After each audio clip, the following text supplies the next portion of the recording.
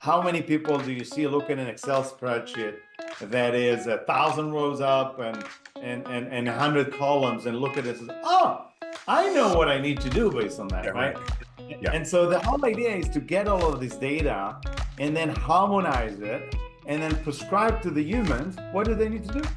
Hello and welcome to Shelf Confidence, a podcast brought to you by the Pennsylvania Food Merchants Association that focuses on trends and innovations in the food and beverage industry. I'm John Zimmerman, your host, and today I'm happy to welcome Guy, the president of SmartSense by-digi. Thank you so much for joining us today, Guy. How are you doing? Amazing. Thanks for having me today. Absolutely. We're really excited to have this conversation, so I figure we'll just dive right in. I'd really love to know a little bit about the history of Digi and SmartSense and really where this all came from. Fantastic. Yes, so Digi is the conglomerate. SmartSense is one of the companies. Digi was established in 1985, went public in 1989. And believe it or not, their first invention was a Digi board that connects two computers to exchange information. Basically, the vision, if you will, is 100% connectivity and be able to transform and move data as fast and accurate as possible. That's from 1985 until today. SmartSense, it's a company that was built over the last 12 years through different acquisitions and expansion, organic and inorganic. And SmartSense is all about prescriptive analytics through sensing capabilities. So it's sensing as a service. There's a lot of sensors out there. But the idea is to sense and then course correct to save lives. Frankly, it's all around healthcare, medicine, pharmaceutical, food, HACCP compliance, produce, etc. How are IoT, Internet of Things enabled technologies currently being used to enhance food safety in the supply chain? Obviously, we work with a lot of food retailers, and I'd love to know more. Food safety is very serious and very critical. When you look at the end-to-end food transportation and food supply chain overall, the illnesses, if you will, the viruses could get in, the bacteria could get in at different stages. And so the idea of IoT is to maintain the best position for condition, so it will not get into the food that we eat. But if it is in, it will die and not grow, right? And so it's about the CO2 and the oxygen. It's about the pressure. It's about the temperature. It's about humidity. It's about where it is, right? And so we'll get into more details on where it is, why time and motion is so critical for food, right? Because food staying on the bar, on the sidelines for a little longer than needed, guess what happened? Bacteria will grow faster. So we'll talk a little bit about it. But IoT in the world overall, IoT in the wild can definitely help. There's a lot of different IoTs that can help. We're pretty unique, I believe. No, that's great to hear. Yeah, nobody wants to get bacteria in their food. That is definitely something I try to avoid personally. So I'd love to know a little bit more about those systems. So we're talking about what kind of systems you use to prevent that. I'd love to know more. It's a combination of human systems and time and motion. So, we put on our vision that connectivity or mission, connectivity needs to be 100%. That's table stakes. And because it's table stakes, we are actually using cellular technology because 99% of all lands in the US is covered under cellular technology. Doesn't matter who is the provider. We have a relationship with them. We have something called Super SIM that we actually connect every time that we're going up. We connect with a different tower, the closest one, and we send those packages of information. The important thing is connectivity. The second important thing is that data alone will not solve you the problem, right? How many people do you see look at an Excel spreadsheet that is 1,000 rows up and 100 columns and look at it and say, oh, I know what I need to do based on that, right? Yeah. And so the whole idea is to get all of this data and then harmonize it to identify a prescriptive action, identify a root cause, and then prescribe to the humans, what do they need to do? Hey, Joe Smith, the door has been left open. This is why there's a temperature excursion, right?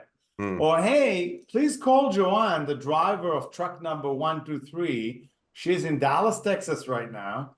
And for some reason, her reefer has been shut down. Yeah, on a hot day in Texas, I imagine that'd be a big problem. Yeah, it's a high risk for sure. Bacteria can grow really fast, and you need to actually act on it in real time with the right prescriptive action.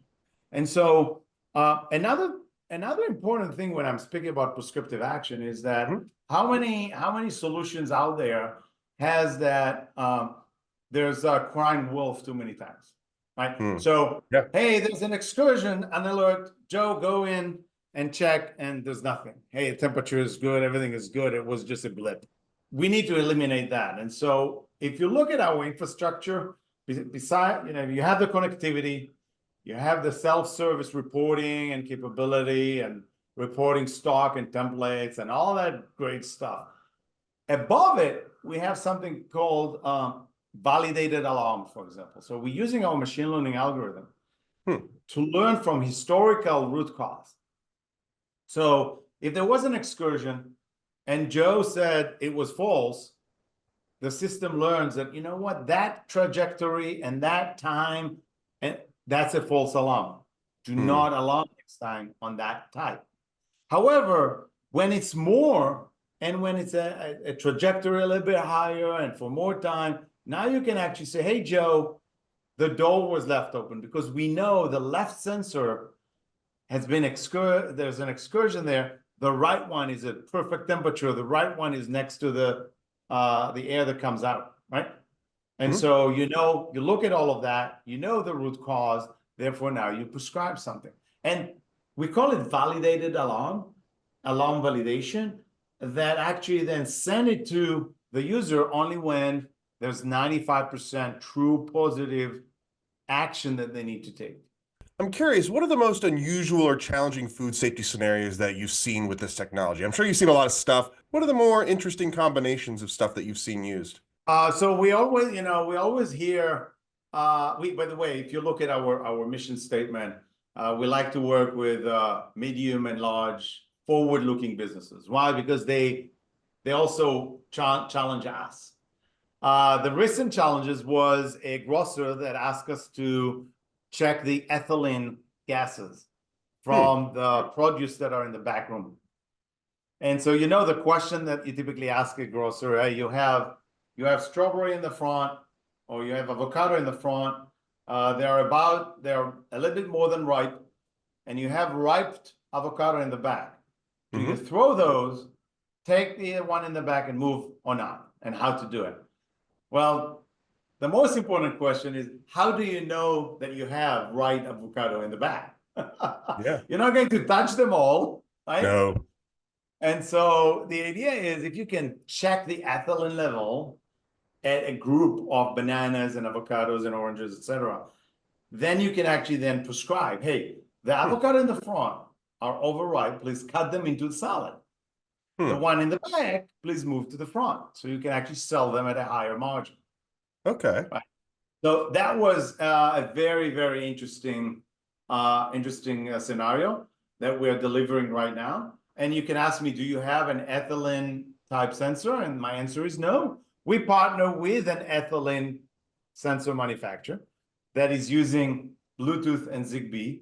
And we're using Bluetooth to our gateway and then Zigbee out, and then cellular, so we don't rely on the Wi-Fi again. So that was a very interesting scenario. No, that makes sense. Yeah, you have to follow. Basically, you're just tracking the off-gassing essentially of these produce to check whether they're good or not. That's interesting. Sure. So yeah, and of course, with some of these larger warehouses, I imagine getting Wi-Fi to every corner of these spaces is just not practical at all. Not practical. Let me give you another innovation. Yeah. Innovations that started from a pharmaceutical company of ours. So we're well known in the retail pharmacy arena. We serve 95% of all pharmacy in the US.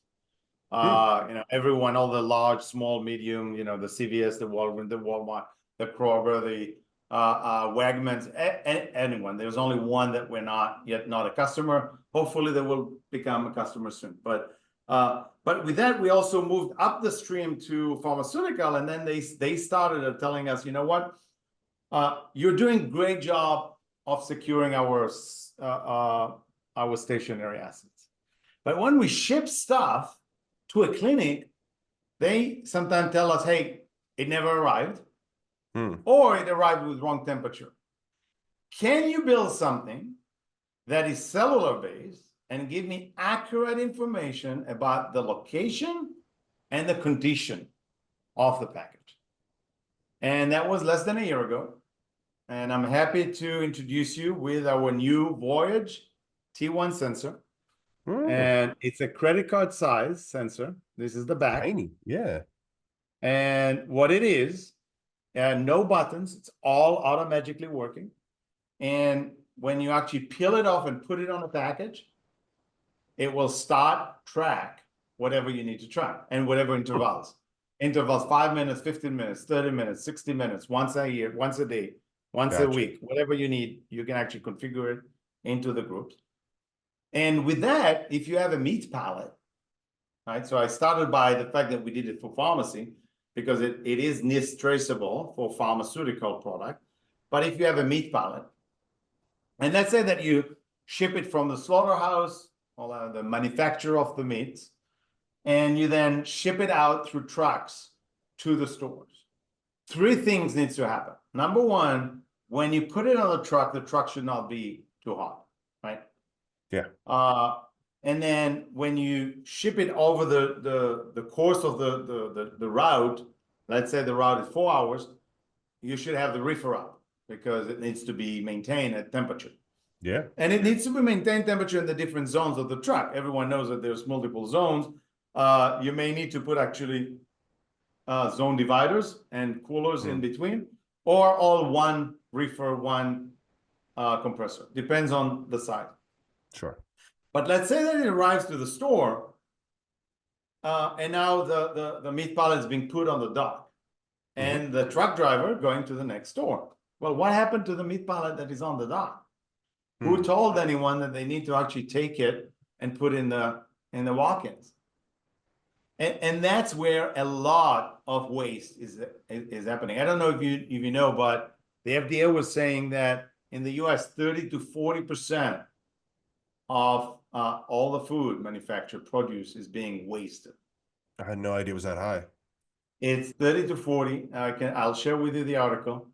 And if we can even save 10%, I've done my job, right? And the idea is that when we talk about time and motion, in these small capabilities, we have in the back end all the capabilities of geolocation, geofencing. And so when the truck is about 20 minutes from the store, we have the ability to tell someone in the store, hey, the truck arrived early. Get out there with it. Yeah. It arrived at 9:15. Please have someone ready in 20 minutes to put it in the walk-in so it doesn't waste. Right? Well, I imagine that's super helpful, especially running a grocery store and you're stocking shelves, you're going with customers, getting that little bit of notice lets you plan your day, just even that little bit more better. So exactly. And obviously it also track the truck itself. If you have high price items in the truck, it's also important to track. There's a very high and increasing freight theft going on in the US. And so if you didn't allow them to stop at a specific pit stop, because there's a lot of organized retail crime waiting to happen there. As soon as the truck stops there, you get a notification. Hey, Joanne, did you stop at that pit stop? Can you hold and do it in another 5-10 miles? So so it will actually alert you on that. And so that's not the food safety side, but it's still the margin for the grocers that then they can take that increased margin, put back on quality of the food safety and quality of the food that they serve to the customers, right? No, that'll make sense. You want to track where your trucks are going and what routes they're taking. All that makes sense. So we're talking about a lot of technology here. There's all kinds of sensors and things that we're talking about. How are you guys balancing and managing but like, how are you getting this into a space where maybe the less tech savvy grocer would be able to navigate this? Yeah, so number one, when we transformed from a hardware to a solution, we made it very easy to procure it. So even a small grocer, medium grocer can procure it very easily. What do I mean by that? In the old days, we were asking you, hey, John, what is your, how many gateways do you need? And you would say, I don't know. How many sensors do you need? I don't know. I don't know. Right. And so we made it very friction, the whole relationship until you actually buy something. We changed it into, what do you want to secure? Food process workflow, walk-ins, assets in the truck, in the warehouse, assets in the store. And when you describe them, we ask you to describe by the size, number of compressor, and if you know doors and vents. If you have that information, great. Or if you give me the model, I have a book of the model, like I know exactly. Sure. And so based on that, we ask the customers to pay based on that rather than buy stuff and install stuff. And when they purchase it to cover a 12-foot open air cooler, we know how much it costs us to do it. We know how much it's valued to the customer. We therefore just price it with an all-inclusive model. We will install it for you. We will make sure you have 100% connectivity. We will train you, right? And we will install it, and we'll do that in record time. So I think that when a grocer looks at it, sometimes it's overwhelming. Find the right vendor. Doesn't need to be me. Find the right vendor that it's easy to work with, that out of the bat, it's an all-included model. Because when it's an unpredicted cost in the future, you don't want to go to the well twice. You plan, hey, I have 120 assets, and how much per asset is it? And then suddenly you go to the well, you justify it with a board or with your boss, you get the CapEx or the OpEx approved, and then you start, and then you say, oh shit, I didn't pay for training. Oh, I didn't put training. Okay, how much is training? Now I need to go back to the well, right? So find a vendor that upfront tells you all the different costs, or have an all-inclusive model, and make it easy for you, right? Easy to understand, unlimited training, onshore US support, right? People that can install it quickly. I think time to value is important, because if you went to the well, time is money. Yeah. Right? You went to the boss, you got it approved. Guess what will happen in a month? They will say, how is it working for you? And then you would say, oh, it's not yet done. That's not good. It needs to be quick, right? So all-inclusive model, look for all-inclusive model, look at all the different permutation of price, try to do it as quickly as possible from the time signature to the delivery, have some commitment there. And then the most important thing, maybe ask for a training before you sign. See if the ease of use is there, right? Because people that are going to use it, I mean, I'm a vendor, I know my application because that's my day-to-day job. The users may use it for 10 minutes a day. They're there to serve the customer, to load inventory, to make sure that we're HACCP compliant, right? They're not techie oriented, right?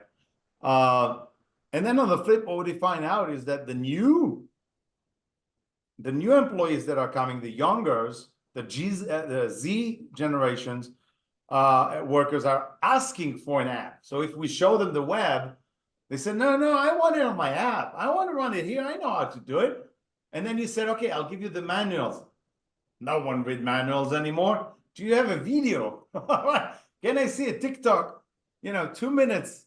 Exactly. 2 minutes is even too long sometimes. Can you just I'm show very me guilty of this. Yeah. Right? Yeah. So that's important. So adoption. So you have the 5 things, right? Pricing all inclusive or fully itemized, time to delivery, ease of use, and adoption, and a commitment to success. I think that's what's important. Find a partner that is not just a vendor, but someone that cares about you, your career, and your success. No, all that makes sense. I mean, especially with the grocery stores that are multiple generations, right? Like you're saying, you'll have the younger generation that wants to watch the 2-minute YouTube video that explains how to do it. You have an older generation that may be not as warm to that. So it's just interesting to kind of navigate that space a little bit. But, obviously we kind of touched on this a little bit, but I'm going to ask this question in a little bit of a different way.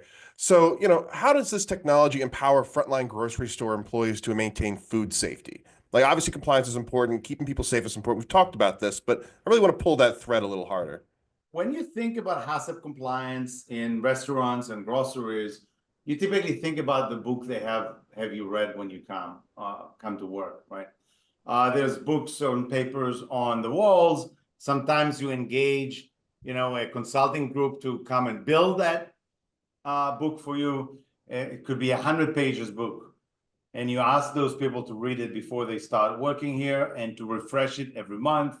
By the way, some of the good restaurants that I've been working with, they do every Monday morning, a meeting to refresh everyone on what it is. They do it verbally. They don't ask people to read it. Again, the new generation will never read it. And so that's what they do. I think that the new technology and the screen capture make it easier by prescriptive action. So you don't need to remember that on page 58, it actually asks you that the chicken, when it comes out of the oil, needs to be at 220 degrees, right? You don't need to remember that. What you do is you have the technology, you just, poke The color the coded. chicken. Yeah. It's green. That's all you need to know. And by the way, if it's red, it will tell you, hey, by the way, on page 56, it says that you need to keep it. So please put it back in the oil for another 5 minutes, right? Especially with So seasonal now, workers and younger workers, especially that are moving through that you may not have. Yeah, no, that's super helpful. exactly. And, if you think about warehousing and back room in grocery, this is the highest turnaround position. The average of that position is 3 months. So that means that in a year, you turn that labor 4 times. Oh, Right? If you spend a day to train someone, think about how much money does it take you, right? yeah. So IoT and workflow and time and motion can definitely help you save money, but more importantly, save lives, because it will actually prevent you from being on the front page of a magazine in a bad way, right? Nobody wants that. No, nobody ever wants that. So, are there any surprising or unexpected ways grocery stores have used this technology to improve their operations or maybe even save the day?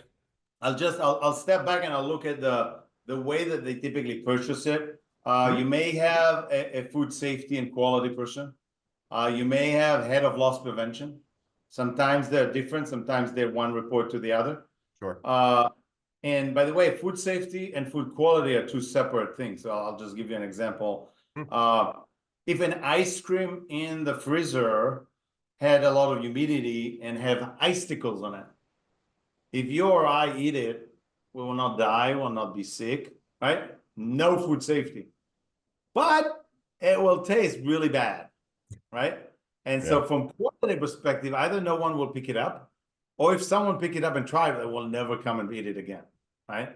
And so this is on the quality side, which we put under loss prevention. And we see the food safety and the loss prevention people working together. And typically, they are the one prescribing, sometimes IT purchasing, sometimes they purchase. And then the users could be store operations support, etc. But as soon as we roll it, we have a new user. And the new user is facility management. Facility management typically do not think that they need our solution because they have all the compressors. They have monitors on if the compressor doesn't work, they're gonna know. But what if the gasket is leaking? Do you know? No. No. Right? Well, if the gasket is leaking, and let's say that the set point is aligned with the hold point, so it's working probably much harder. And therefore, this asset will break soon because it's working much harder. If the door is not closing, there's more humidity, and then it's working much harder. Do you know which model works best for you? Do you know which model consumes more energy than what you thought? Do you know which model is breaking more? Do you know that from the time that it failed until you actually have a ticket, sometimes it's 2-3 days, right? And now you're in a reactive mode. If I'll have a system for you telling you that, hey, this asset is going to break before, you can schedule the technician. You don't have downtime. Think about the revenue impact. It's The no stress longer alone of having to deal with a crisis while you have staff and customers around. Absolutely. right. So it's no longer just saving lives. It's actually impacting revenue as well. And so it's 1 + 1 + 1. And so, if you go to a grocery on a Friday to buy ground beef, and because the deli department just the asset just broke, they don't have ground beef. You may just drop the basket. They lost the whole revenue, and you go to another account, another grocer. If you go to another grocer and you like it, you may not come back. That's a valid point. Right. And so what we see is that the first buyer persona is either head of food safety, head of quality, head of loss prevention. Sometimes it's IT. The next level is store operations support that loves it. And then facilities. Can I get that? Can I engage? Can we integrate with our EMS systems? Yes. Can we integrate with our ticketing systems? Yes. And so, because again, another thing is important is if the asset is failed and you need a technician, and even if you proactively know about it, you should stop supply chain from pushing more inventory. You don't have where to put it. Yeah. Right. So there's so many moving pieces that are aligned with that in the beginning it's one and then it's moving more. It's cool. So we're talking about a lot of sensors and things. I'm curious, how long do you think until, one of these sensors is in one of my my own personal refrigerator to lecture me about my midnight snacks? You know how long until that technology comes out? That's coming on the next version. Well, that's awesome. I'm curious to see what you think the future of this technology is going to look like. Like looking into the 5-10 years into the future. I mean, there's a lot of potential with a lot of this type of stuff. Where do you see it going? Yeah, so that's all the enablers. We talked a little bit about regulation. There's FSMA that is coming out with a new FSMA 204 regulation, January 2026. I don't know if you saw the movie Poison on Netflix that talks about Europe to the US. In Europe, the regulation is much more stringent. Australia as well. The US is a little bit more relying on people cooking more the chicken and cooking more the food, making sure listeria is not there, and washing hands more and washing the knives more, which is good up to a certain point, right? And so all the regulation will push people to adopt more and more technology. So FSMA 204 talks about traceability backwards, right? So if I found that a specific batch of lettuce has listeria or E. coli, let's say, I can actually then trace all the way back and stop all of the transportation and not destroy so much produce because I don't know which one was it, right? So today it's 30-40. Again, remember that we want to reduce 30 to 40% of all waste food down. If there's an E. coli outbreak and I need to destroy the whole batch, right? Could be huge amount. And so traceability is critical. Part of that traceability is what we build, and this is what will be next when you ask me, right? When we build that Voyage T1 sensor to identify where's the truck, what's the temperature, what's the condition, what's the humidity, what's the light, is there light in it, is it open or closed? We build it in such a way that we can do handshake between vendors, handshake between grocers, supply chain, 3PL, and vendor in a blockchain compatibility. And so every time that you have a handshake, you have a transaction. The transaction load the temperature below, expect temperature in the future, have the timeline, have the stamp, have the name of the two businesses, and anyone will be able to. I mean, if it's the public blockchain, you and I go to the grocery shop, you scan the QR code of the lettuce, and boom, you know exactly what was the condition and where it came from. Not just the farm that it came from, but how good was the condition until now. More than that, what you will be able then to do, if you have that information, you'll be able to price different price for different use. Hey, if you have lettuce that you need to use today, you don't mind that the condition was a little bit yellow, not fully green. So not all the way, but at some places there was some excursion, therefore the life of the lettuce is lower. But if you're going to use it today, who cares? And so the grocer will be able to price it based on the condition of the journey.